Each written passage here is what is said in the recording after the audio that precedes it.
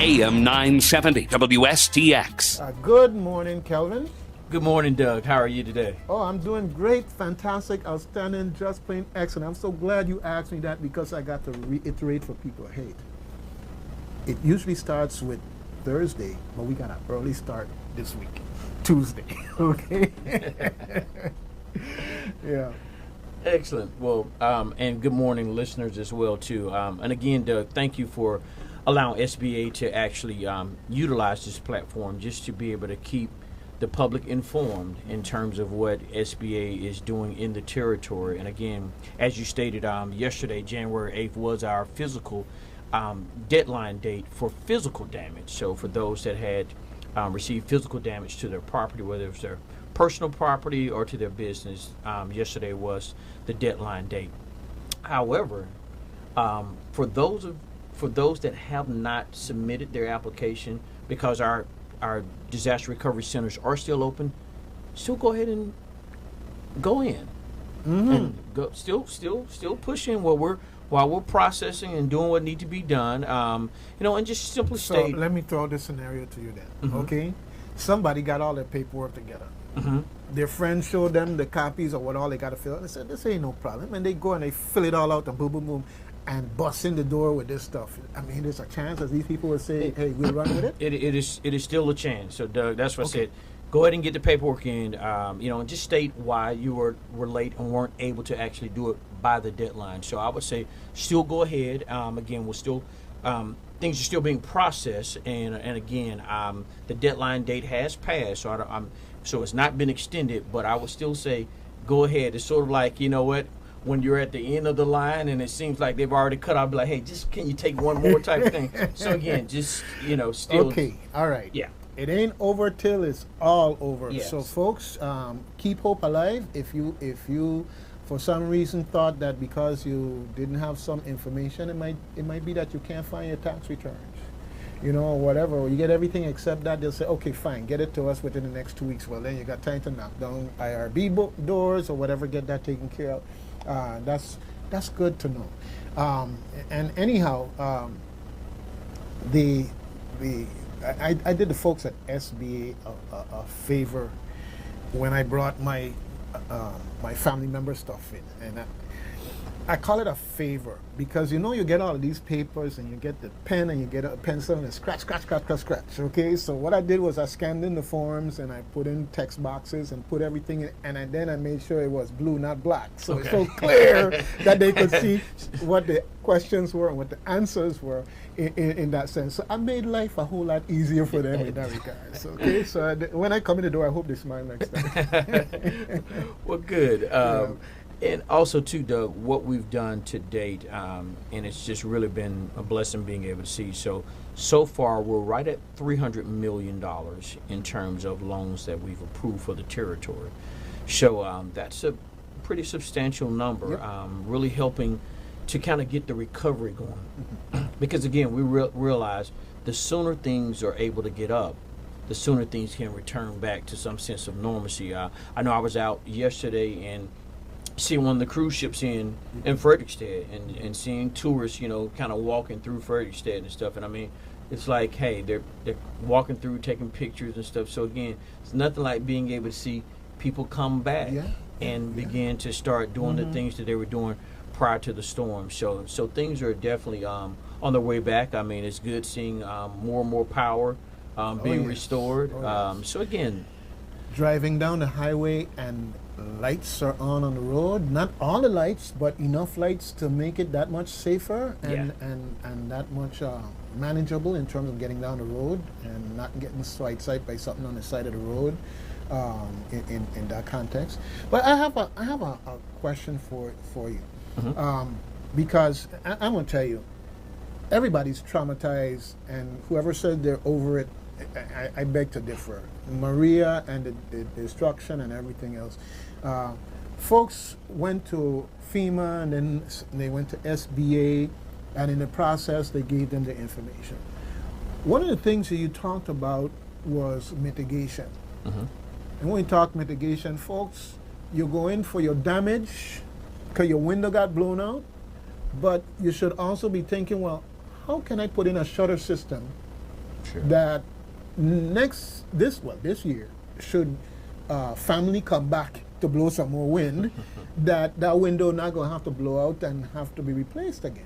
And so in that sense, mitigation, a lot of folks sometimes weren't thinking that far ahead. So now they've gone through this process with SBA, and SBA says, hey, you're approved, boom, boom, boom. And they realize that, but everything gonna look so nice now, but the wind could come and blow out that window again. Can I go back to the trough in any way for this? Sure. And that's one of the great things about it is that each person is assigned a loan officer. Mm-hmm. So again, while they're going through the process even now, if there are things that, just like I said, in regards to mitigation, the way our mitigation actually works is, let's say, for instance, someone was approved for $100,000, okay? They can actually look to receive an additional 20% above what the verified damages were. So the verified damages were $100,000, and let's say they're looking to maybe add storm shutters or move utilities or add some additional things, then up to $20,000 may be available for just that. So that would be utilized to help mitigate against further storms. So like I said, it's good to put in the nice windows, but what about putting in a nice shutter system to be able to assist with that? So again, for those that that are in the process right now, definitely they can speak with their loan officer as it relates to that. Well, I'll keep that in mind, because one of the things that I think everybody is how to get back to normal. And normal for a lot of them is like how it used to be. And maybe what we really need to do is get more robust than how it used to be. Exactly, a new normal. Mm-hmm. Yeah. And again, and I think from each storm, and you've seen that there are certain people that took advantage and mitigated from previous storms, and some of them fared better because of doing that. So again, it's always about taking a look and say, what can I learn from the storms that took place?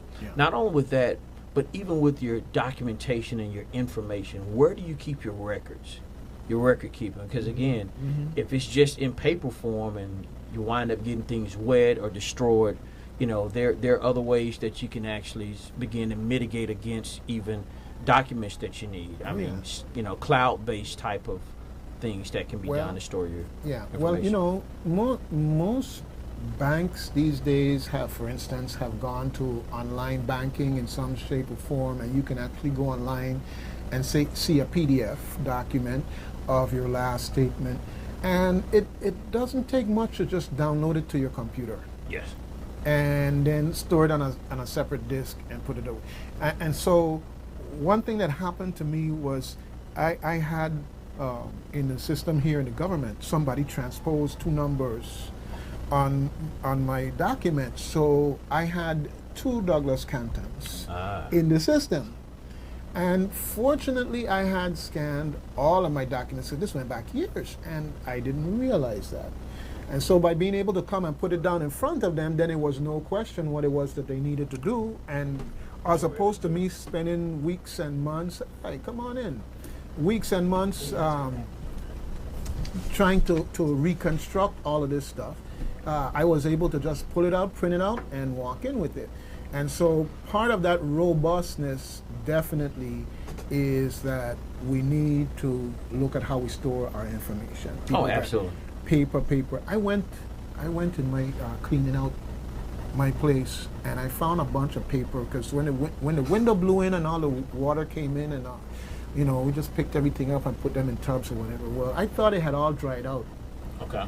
And one of them, the stuff was still wet, and I'm glad that I found it, because that's mold, roaches, all this other stuff going to be coming. And fortunately, I had those documents scanned and everything else, and so I was safe.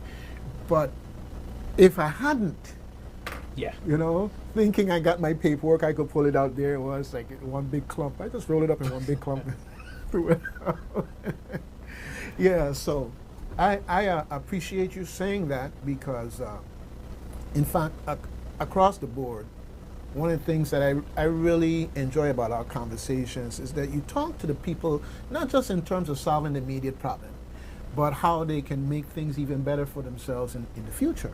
And that's really what it's all about, because we know we have to have hurricanes by the nature of this earth and how it works, but that doesn't mean that they have to be able to do with us as they want, like how Maria did in the future. Okay. One last old saying: you are your brother's keeper. And I say that what you do with your property, whether SBA helps you or not, what you do with your property is critical, because when your roof goes, if it's not done properly, or if you have something else that flies off, usually it's going into somebody else's property, against somebody else's house. In my case, a whole roof slam against my house, and I have to count my blessings, in terms of how it went down. So we are our brother's keeper. What happens on your property, it don't stay in your property. The hurricane take it to the next, down the road. Yeah. Okay. So 300 million. Yeah, 300 million. And Okay. and one of the things that we're doing now, and again, where our focus shifts to now, is economic injury disaster loans. So this is for those businesses and those most nonprofit organizations. So now that we've gotten past the physical damage deadline, we still recognize that there are still many businesses that are now getting back, into their location. They got power now, but what about the loss of business? What about the loss of inventory and machinery and those types of things like that?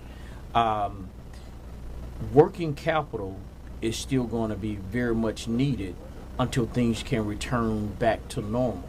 So again, our economic injury disaster loans are designed to be able to assist business owners and most nonprofit organizations with the capital that they need just to be able to keep the business or their organization afloat. That's very important, because again, think about it. Right now, it's great to see the cruise ship come in, but again, it's how much business is still lost right now, how much business has been canceled, as a result of that. Even people that may have rental properties that they own. Oh, well, I was just going to touch on that one. Yeah. Because we got folks out there that they own rental property. They provided many of the appliances that are in those places, and they don't have the insurance coverage for starters. Some do, but I've talked to enough of them who don't. That's one side of it.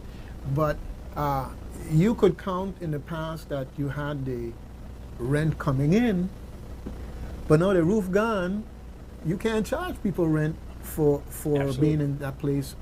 I mean, they may work with you and with the blue roof thing in terms of your heart going out to them and say, well, you can stay out of the rain.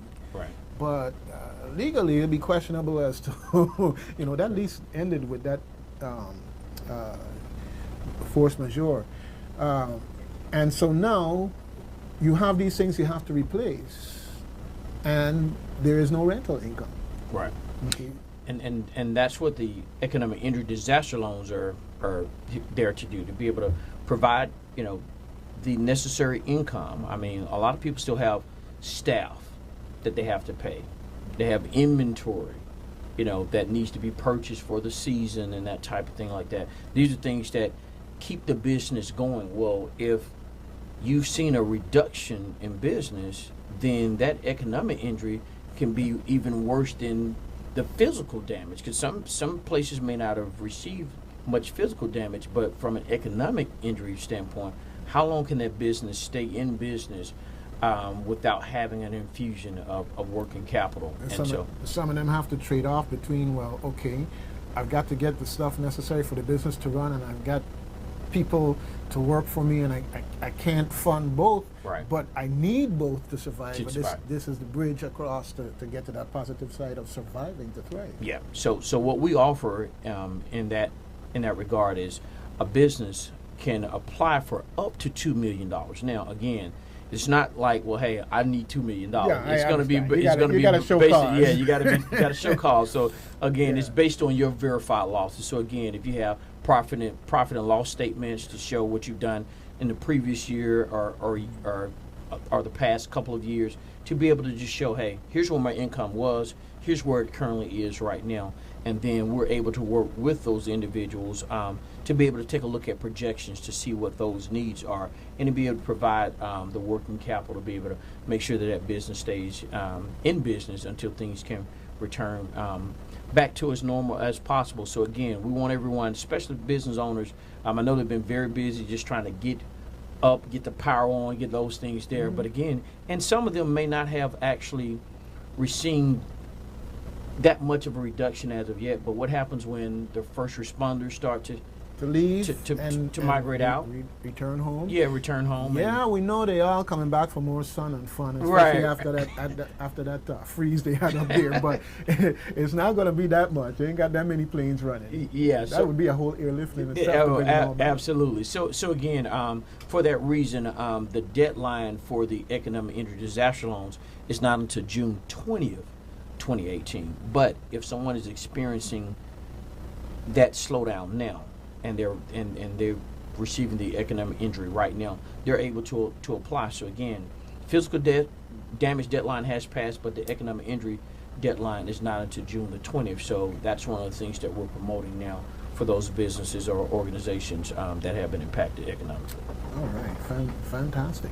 Well, folks, you heard it here. I want to say first, but knowing Kelvin, he around telling everybody before you even got here, walking up the stairs in the bistro, every place, telling everybody, hey, we got another deadline to deal with, and that's for economic injury. Okay, but we appreciate what you're doing, and we appreciate the opportunity to help the information to get out there. And those who have their information together and otherwise meet the criteria, like you said, you ain't gonna just go in and say I want $2 million. It don't Right. work like that. there you go. And also what's good about that too, Doug, is again, because we do realize this is a time frame where a business really needs to be able to focus on just getting things up and going. If they're approved, when they sign their promissory note, they have 1 year from the date of signing the promissory note before the first payment is needed. So again, we're talking about the day is January 9th. If they sign today, then it will be January 9th of 2019 is when that actual first payment would be needed. So again, it's just helping people to be able to get up on their feet and to keep things going. All right. Well, I been in this here for the long haul from the time that wind started blowing, from back in the days of Hugo up until now. And I really, in those days, was more from the childhood side of things looking on. And now this is the first time it's like, wow, Daddy and Mommy ain't taking care of this. It's in my hands now. Big difference. Huh? Big difference. And so it's like, okay, wake up, Doug. Step up to the plate and do what you got to do. And I really commend all of those people who have stepped forward to help the folks with disabilities that have found themselves challenged in accessing services. And I also want to commend FEMA for instituting the disability integration process to making sure that they can actually be outreach to those folks and to all of those family members that are in essence caregivers. So it's not just you alone, it's you and it might be an auntie, an uncle, a grandparent, whatever the case may be, that you're basically having to deal with all of these things at the same time. Yeah. Well, they say you don't get more than you can bear. Sometimes we wonder about that, but hey, that's just the nature of the beast. Okay. Well, I also have in the room here with me some representation from EPA, and I have good reports to make, okay? Good reports to make on EPA, because we're going to talk about hazardous household waste. Yes, sir. And the disposal of those waste. Pull on up just a little bit, get the mic right down there.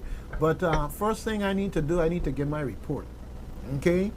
Because I had a vehicle that was all full of sludge and went through all the process of taking it apart and putting all the parts and this solvent and getting everything cleaned up, put back together and running. And then we had these containers of all this solvent that's been used in the process. And then I happened to go by a family member, and we had this stuff just sitting there. This family member in a situation where we're really like, we really are caregivers in this situation, and so they wouldn't even remember that this stuff is there. And I found all of these bottles of oil, transmission fluid, and whatever. So I got them all together, got a plastic container, a big flat plastic container, and I stacked them all back there. And I drove down the road to Evelyn Williams School, what's left of Evelyn Williams School. And I drove into this, the yard is assigned, not this gate, the next gate. So I went in the right gate and came around, and here are these guys in bunny suits and gloves and ready in a minute if I look like I have too much hazardous stuff, ready to pull down those masks and use some long thongs to handle my stuff if necessary. But they were nice, they were pleasant, they were helpful, and they took the waste. I explained to them what was what, and they took it. And it's there now. It's not on my property to spill and poison the earth. It's not in my family's yard for the containers to deteriorate and it go down into the garage and onto the earth and damage the environment. So I did my due diligence. I did my first part, because who knows what I might discover next. Okay, so folks, it works. Now, I know I'm talking a little bit, but I'm gonna close out with this, right?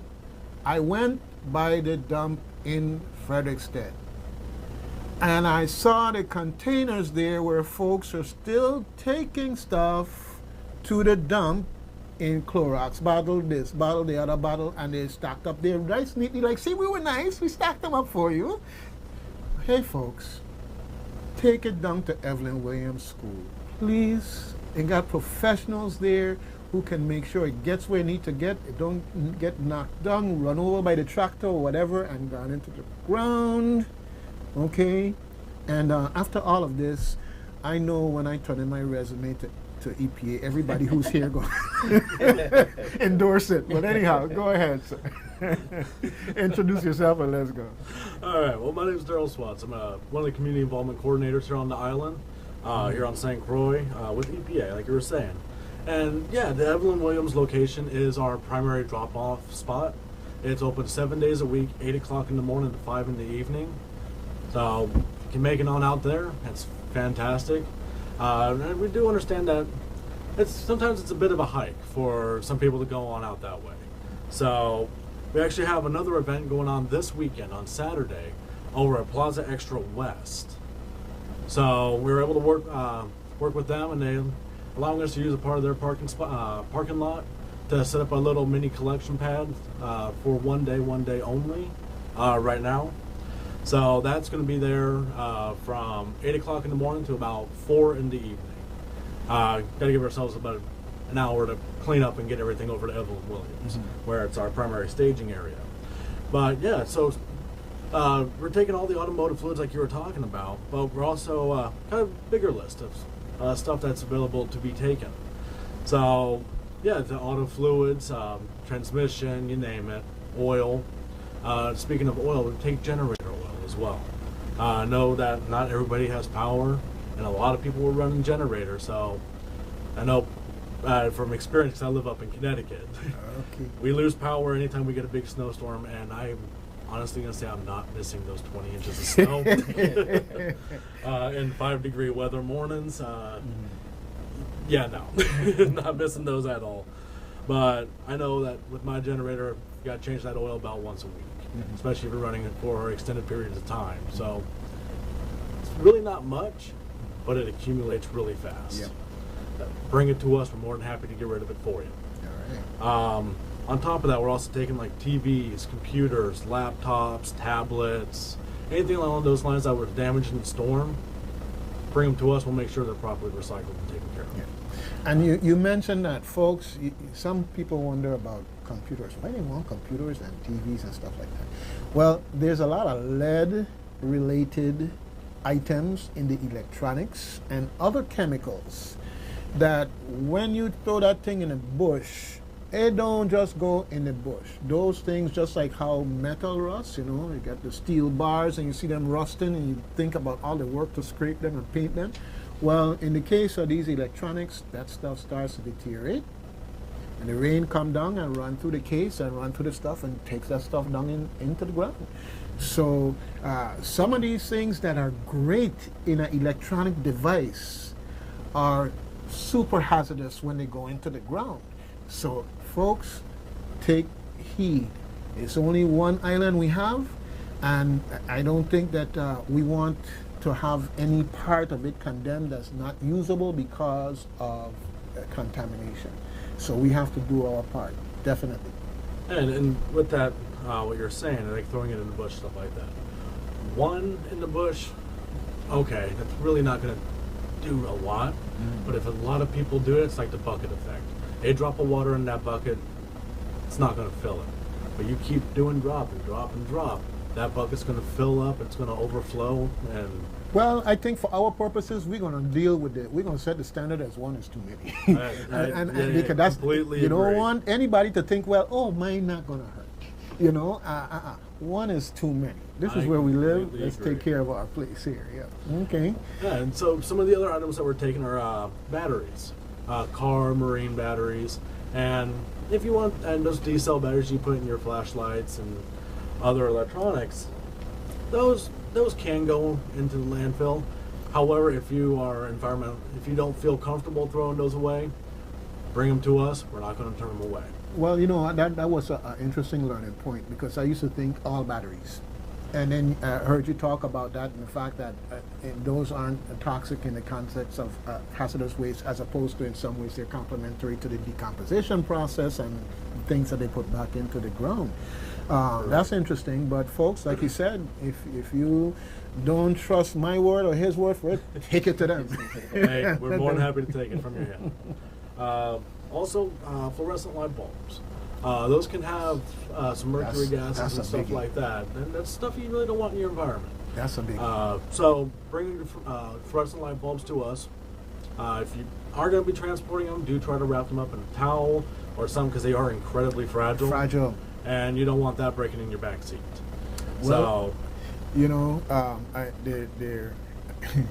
there was this institution close to where I lived that changed out a whole bunch of them and had them sitting out there for a while. Thank God they got them turned in and they're gone. Okay, but folks, a fluorescent bulb, especially the long ones that fit in the ceiling, burn 40 watts each. You replace them with an LED version, it goes down to about 15 to 12 watts. Okay, so you figure that you would reduce your WAPA bill for lights in that industrial building, in that church, wherever. You would reduce your WAPA bill for lights down to 1/3 of what it is now, just by changing out those lights. Okay? And LEDs last an incredibly long time as well. And you know what? There are creative ways to do it. You know, in some places where they build a wall, they have bricks, and you could buy a brick and they put your name or whatever in it, and so in fact, you go down to the botanical gardens and you'll see some of that down there. Well, you come up with a bulb, you know, sponsor a bulb, and so the institution, and especially the nonprofits, may not be able to afford it up front, but you come up with a sponsor a bulb program. So this family donates this LED, that LED, and you change them out, you get rid of the ballast, which burns a lot more energy on the startup process also. So folks, there's something in this for you in a big way. Get those fluorescent bulbs out if you have them in, and trade them out with LEDs, because hey, you're glad to have power, right? The bill's gonna start coming too, right? It's an unfortunate part of reality. Exactly. Yeah, death and taxes and power. I know when I first started getting on my own and everything else, I used to start getting really excited. I got my own mail at my own place. Then I started realizing that mail is bills. Wasn't so excited afterwards. Yep. But yeah, so, and the list goes on of stuff that we take. I know everybody's in the process of rebuilding, in the process of renovating. So while you're doing that, you're also generating household waste. A lot of people don't think about this. I know before I started working with the agency, I certainly didn't. So these cleaners, these solvents, the paints, whether it's spray painted, paint thinner, paint stripper, all of these things we don't want in our environment. I mean, we use them every day, but we don't want to put these into the ground. Bring them to us. If they got damaged in the storm, bring them to us. If you have excess from working on your place and you don't want to keep it in the cabinet underneath your sink or anywhere in your house and you want to get rid of it, bring it to us. We're more than happy to take it. Well, you know, something that you reminded me of there is paint. You know, you do painting from 2 years ago and you say, okay, I'll keep some for the touch-up or whatever the case, and you just rang a bell. I gotta go and do some digging. I think I might have some cans there that I think they need to go now. That, you know, it's not going to be any good anymore the way it's settled. Number one. Number two, the whole house got to repaint. That's fresh new paint. So folks, little things. I remember cleaning out the place and finding another thing I know you do is gas. Meaning propane gas cans, you know, and it's like I found a propane container. My dad is gone how many years now, and that was one of just sitting down there, and it's way past the useful time. You know, those things have a date after which you can't refill those things anyhow. So you know, all of those things have to go in, and it's part of keeping our place clean. So folks, it's really easy. Drive by. The people will greet you with a smile, okay, and they will take your household hazardous waste. Correct. You got a witness. Been there, done that. Yes, Okay. and a couple other items, like pesticides, weed killers, insect repellents. They all have different properties. And some of those chemicals and components that make up that repellent or insecticide or whatever, again, don't want those in the environment. If you have them, bring them on down to us. We're more than happy to take those along with fire extinguishers. We have all the items that we are taking, those of which we can dispose of or recycle here on the island, we are doing so. Those that we can't handle here safely or properly here on the island, we take back to the U.S. and take care of them there. Okay. So. And you mentioned fire extinguishers. You know, if you're a landlord, part of what you're required to have is fire extinguishers placed at a very visible and unobstructed location so that you can access it. Now, some of you got those from like 15 years ago. Number one, and you know you're supposed to get them checked every year. All right, but I think that the lifespan for those things may be about 10 years.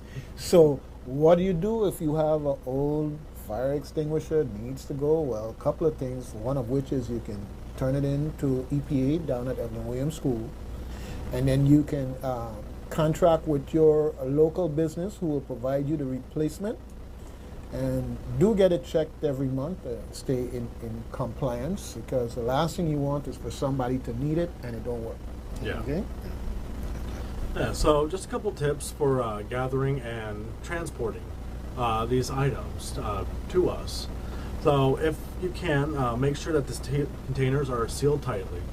And we all know that there's some potholes on the roads and some of them are a little bumpy. Don't want it spilling over in your car, because then you got a mess that you've got to clean up. And if that's like oil or something like that, I can personally attest to that. It is not easy to get it out of your That's why I use that plastic container and I put everything in. Yep. And I made sure, absolutely sure, if something went wrong, that I wouldn't have a car, a oily mat for the rest of the car's life. Yeah, unfortunately, I can't say that about my first car. Okay. So, and on top of that, if you can bring them in the original container, please do so. It just helps with identifying what it is, so we can put like products with like products when we put them at the pad. As we all know, a lot of chemicals really don't play well together, even to include our stuff that we use in our everyday life. Don't mix them, they don't play well together. And speaking of that, please don't mix the products when you're bringing them to us. Try to keep them in the original container. Now, if that container, again, has been damaged or is compromised in some way, the lid doesn't tighten, there's a crack in it, if you can safely transfer it into a different container, please do so. And then with a pen or something, label what it is so we can identify it when we receive it. Well, in my case, I had kind of like a little potpourri of containers there, but I knew what it was, and I told them up front and which was what and the whole 9 yards. So folks, you know, if you change in your oil and then you had solvent going through this, going to pick up the gunk and the junk, so it's add up to more than the solvent, so it may take more than the original container. And if that's the case, just be prepared to tell people what it is. That's the important thing, so that they could know what to do with it. Okay. Definitely. And folks, I want to stress, EPA is providing a service here that the Virgin Islands government would have to provide and pay for, including the transporting of all this stuff off island that has to go off island. So don't look the gift horse in the mouth. Take advantage of this, because you're helping yourself in the long run, because you want your tax dollars to go to other things other than shipping hazardous waste off island. We got plenty of things that we need the tax dollars to go to besides that. So let's maximize the fact that EPA is here and is donating their services, in essence, to getting this stuff off the island for us. Fantastic. All right, and one last thing, because we have, I have seen it before. If you're bringing compromised gas in the gas container, do keep in mind, if you bring us the gas, we're going to keep that container. So if that's your only gas can, again, try to transfer it to another container that's suitable for it. Make sure that's sealed tightly labeled, because if you bring it to us in that nice little red gas can, we're keeping it. Okay. So, with that said, if anybody has any questions, we do have a website and a toll-free phone number that people can call in on. So the number is 1-888-283-7626. Again, that number is 1-888-283-7626. Or if you can visit us online, our website is www.epa.gov/Hurricane-Maria. Good. All right, and this is something that I can't stress enough to the public in terms of the service being available and to take advantage of it. Please, no dumping oil in the bush. Okay, no dumping oil down into the sewer. What you don't see can hurt you, not only you, but your children, your grandchildren, your great-grandchildren. You just don't know how far it could go. Take care is better than don't care. Turn the stuff in. If you have a neighbor that's going, if you have, that's willing to help you out, jump on board with that. If you have someone in your community, maybe an elder person used to drive and so forth, don't drive anymore, reach out to them and help them out in the process, because hey, the village is what's going to take us through. If we don't pull together as a village, we're going to have the problems together as a village. So definitely, if there's someone you can reach out to make the difference in helping them with simple things like getting hazardous waste off, definitely reach out to them and let's see what we can do. All right? And one last thing. We do understand that not everybody can make it to one of these drop-off locations, whether it be our event this weekend at Plaza Extra West or to the Evelyn Williams School. So one thing that we do have going on right now is a curbside pickup, or street side pickup. So again, it's not the safest way to do it, but we do understand that not everybody can make it. So if you do end up putting your materials out on the street, we do have a team, we have several teams going west to east, east to west, and they're continuing to go back and forth across island, trying to hit every single street to get this stuff, make sure it doesn't get into the environment. But if you do end up putting it on the street, please make sure it's about 10 feet separated from any other debris or trash pile, just so we can easily identify that pile, that material is for us. Okay. If it's mixed in with all the trash, we're not going to sit there and dig through every thing that we see on the side, try to look to see if there might be something hidden. But if you do put it that way, like I said, about 10 feet separated from any other debris pile or trash pile, and our teams will identify that and get those out of Okay, here. fantastic.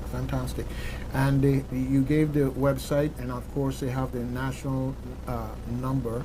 I mean, if someone had a corner in their neighborhood that everybody from the other neighborhoods brought the stuff and stacked it up there, right? So somebody goes and takes a picture. Now, some people will go and see, you see how the place look, and government ain't reached yet to clean it up. Well, government don't have the resources, but EPA does in this case. So how do we get that picture, let's say, to EPA? Send it to an email, or how? One thing that you can do, so if you go to the website, there will be a contact email on that site. Fantastic. So you can email them, let them know that you're here on the island, St. Croix, or if you're listening elsewhere, let them know what island you're on, St. Thomas, St. John, and let that contact know that the island and where the stuff is. All right. We'll send them the picture and complete with a little Google map and with a little dot on it, and I'm sure they'll forward it to you. But that's a practical way of doing it sometimes, because sometimes you're going down the road and there it is in your face, and rather than just mutter and complain, you just take a picture, go to the website, send it to EPA. Next thing you know, it's gone. Yeah, and if you don't have access to the internet, do feel free to give that number a call. And best describe that location that you can, so they can relay that to us here on the island, and we can get a team out there to go check it out. All right, fantastic. Just to do a little roundup in our last 10 minutes here, we do have Kelvin Nelson in the house. And one of the things that never ceases to amaze me, fortunately, my ego does not connect with a telephone. So when you call, I appreciate that you call. That's all well and good and fine. But I kind of get flashbacks as to when I was in government service, because when I walk down the street, people hit me up left and right about what we talked about here, there, and everything else. So I know you're listening. Lots of good information, and I'm glad you're listening, because if the SBA loan program was able to help you in terms of damage to your property, and if there's some connection to the information that we provided to you here, I'm happy just to know that. That's a good feeling just from that in and of itself. If the information we shared here help you to make good decisions, hey, that's 2 strikes of happiness I got going for me. All right? But now, as Kelvin noted, if you're a business and you're suffering economic damage, economic injury, that they have a program that the expiration date for that isn't until June 20th, is that? It's June 20th. Okay. And just tell them again what economic injury means in the context of this program. It's simply put, it's working capital. It's the capital needed for a business to maintain and to stay in business while things return back to normal. So utilized for things such as payroll, such as inventory, machinery, those things that are needed to be able to keep the business up and going. And we're able to work with an individual and look at the forecast of what will be needed and for the amount of time that'll be needed to be able to keep things up and going. Right. The great thing about that too, interest rates is as low as 3.305%. You read my mind. Yeah. You read my mind. You got special skills here. I was going to ask you that because we didn't talk about that. As low as 3.305% for businesses, and 2.5% for nonprofit organizations, and terms up to 30 years. So again, and that first payment is not due until the anniversary of signing the promissory note. So we're talking about basically on the 12th month, on the date that you signed the promissory note, 1 year from that time frame would be when the first payment will be needed.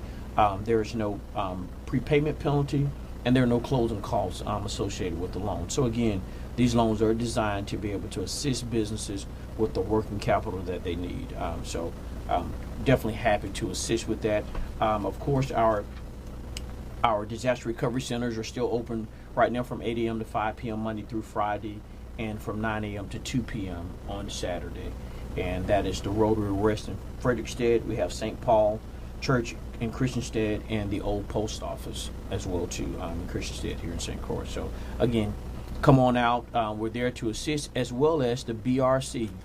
We also have the Business Recovery Center as well too, and that's the Sign Farm Shopping Center. And Doug, you're familiar with that location as well too. But again, we're here to help and to be able to help businesses to continue to provide what they provide for the island. The small businesses they're the engine of the island. I mean, there's so many great businesses that I've had a chance to actually visit, and people are working hard, and they're there. I mean, they've been there through the storm. I mean, I've been in businesses where they had flashlights when you came in because, didn't have power and stuff. Hey, if you wanted to look around, they had a flashlight for you. So again, the business owners have been very, very resilient. And again, it's what makes the island so great. It's just all the businesses that make up the Virgin Islands. All right. And that's an integral part of the quality of life, because if we fix everything back, but the economy is dead, what's the point? What's the point? What's the point? Okay, because the economy is really about meeting the needs of your people in many different ways. Absolutely. So I appreciate what you folks are doing, and no, folks, let me put in my disclaimer from now. I did not submit a job application to SBA. Okay, so there's not Doug in here kissing up to SBA and everything. I did not. Okay, now if I submit one tomorrow, that's a different story. But as of right now, for certain, I did not. No, it's just good information, and I'm happy to be a part of a platform that can get that information out. Of course, folks, you also know that we put this stuff onto YouTube and Facebook. We want to make sure that who's listening now is great, but I want you to know you could tell folks, hey, you could go to YouTube and find it, and it's tagged with information about SBA, Wstx. You could search for it and find it in that sense. But definitely it's about people having the information they need to make good decisions. But before I let you go, sir, there's something you didn't say about knowledge. Doug, this here, it rings true every day for me. And so there are two things that you need to know. Number one, you need to know what you know.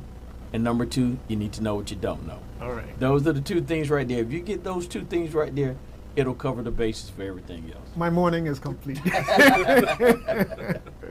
All right. And of course we have EPA, and it's this information coming out, and I can say from my own personal experience that this information coming out is part of how I got to avail myself of these things, all the way down to when you came in here and talked about EPA and the ability to drop off these hazardous household waste items and so forth.